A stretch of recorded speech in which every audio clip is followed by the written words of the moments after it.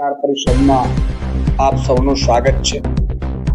આપ સૌ જાણો છો કે આગામી 15 દિવસની અંદર સ્થાનિક સ્વરાજ્યની ચૂંટણીઓ જાહેર થવાની છે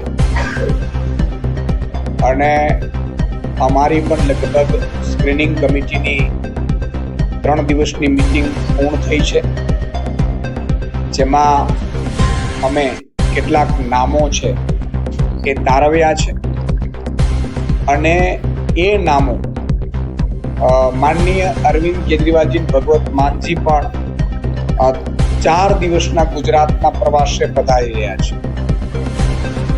આગામી 24 તારીખે સાંજે રાજકોટ માનનીય અરવિંદ કેજરીવાલ, ભગવત માનજી આવી જવાના છે।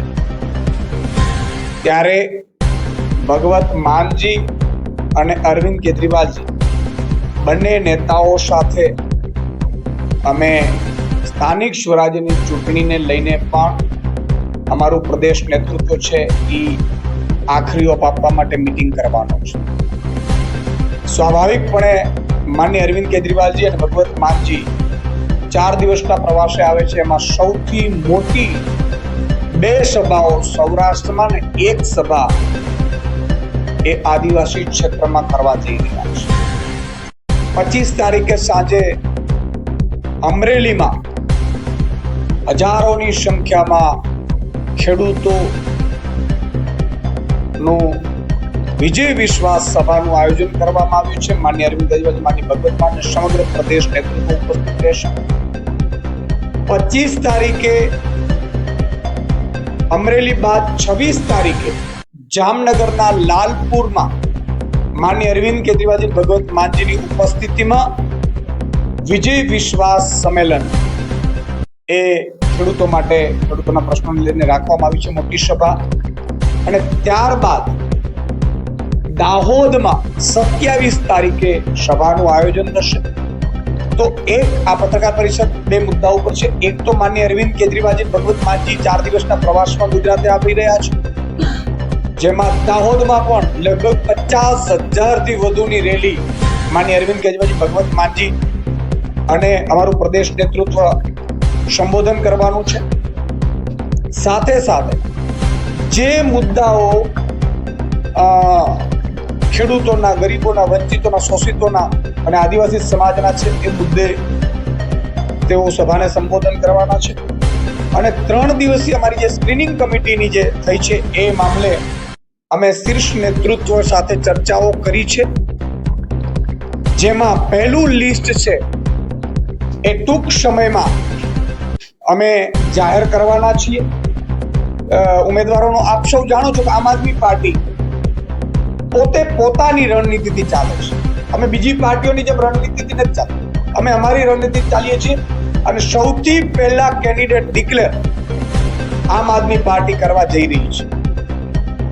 સાથે સાથે જે સ્ક્રીનિંગ કમિટીમાં નિર્ણયો થયા છે એમાં પણ બીજા જે કેટલા, કારણ કે લગભગ અંદાજે 10,000 થી વધુ સીટો છે ઓલમોસ્ટ અંદાજે, એમાં બીજી જે લિસ્ટ છે જેના સંદર્ભે, કારણ કે મહાનગરપાલિકા, જિલ્લા પંચાયત બહુ જ અગત્યની છે, જેના સંદર્ભે અમે માનનીય અરવિંદ કેજરીવાલજી અને ભગવત માનજી સાથે પણ અમારું પ્રદેશ નેતૃત્વ, અમારા સહપ્રભારીઓ પણ મીટિંગ કરશે આ મુલાકાત દરમિયાન।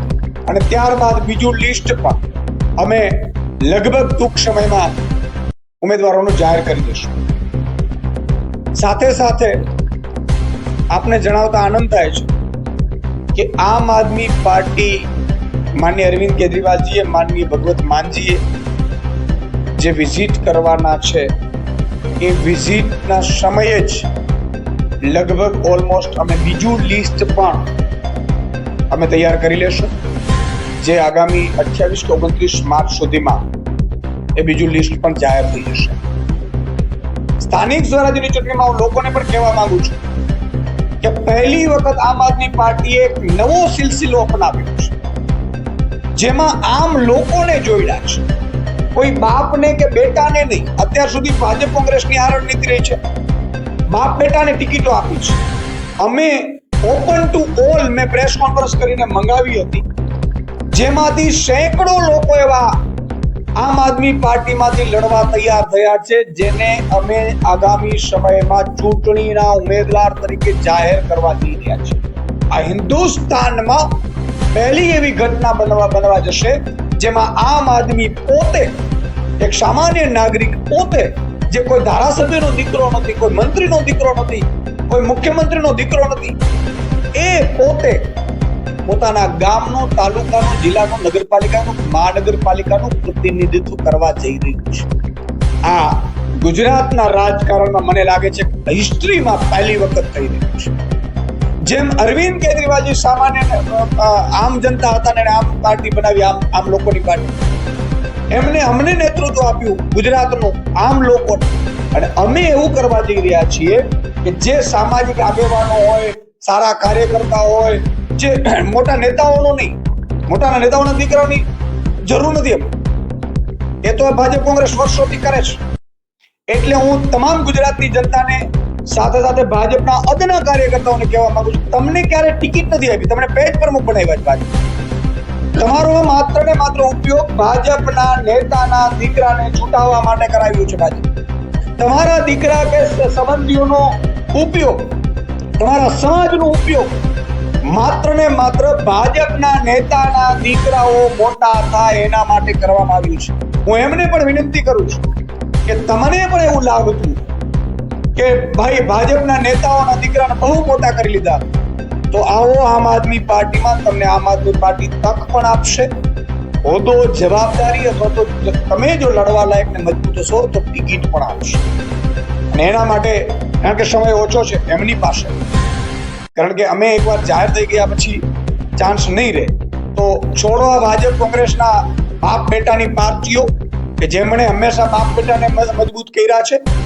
તમે અમારી સાથે વહેલી તકે જોડાયો અને ગુજરાતનું નેતૃત્વ કરો.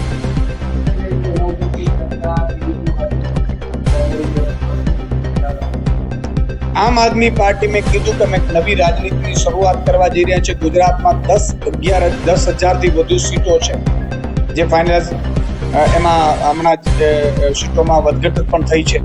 તો અંદાજે 10,000થી વધુ સીટો છે. એમાં અમે ઈચ્છીએ છીએ કે 10,000 આમ આદમી પોતે પ્રતિનિધિત્વ કરે. ભાજપ કોંગ્રેસની નીતિ અલગ છે, એ એના દીકરા કે દીકરીઓને આગળ કરે છે. ધારાસભ્યો તેના દીકરાને મેયર બનાવવા માંગે છે. હું એ જ કહી રહ્યો છું. તો આ મામલા ઉપર અમે બહુ ક્લિયર છીએ કે જ્યારે હજારોની સંખ્યામાં આમ આદમીને નેતૃત્વ આપવાનું હોય, ત્યારે આમ આદમી પાર્ટી આ સ્થાનિક સ્વરાજ્યની ચૂંટણીમાં કોઈ ગઠબંધન કરવા નથી જઈ રહી. આમ આદમી પાર્ટી પોતે આમ લોકોના બળ ઉપર ચૂંટણી લડી રહી છે. ઉમરેઠ વિધાનસભાની જે પેટા ચૂંટણી જે યોજાવાની તારીખ નક્કી થઈ છે, જેના સંદર્ભે અમે માનનીય અરવિંદ કેજરીવાલજી, ભગવત માનજી જે આવી રહ્યા છે 24 તારીખ, એટલે 25 તારીખ સુધીમાં અમારી 25 તારીખે એમની સાથે પ્રદેશ નેતૃત્વની મીટિંગ છે. અને પ્રદેશ નેતૃત્વની મીટિંગમાં અમે લગભગ નક્કી કરીશું ઉમરેઠ વિધાનસભાની પેટા ચૂંટણીને સંદર્ભે.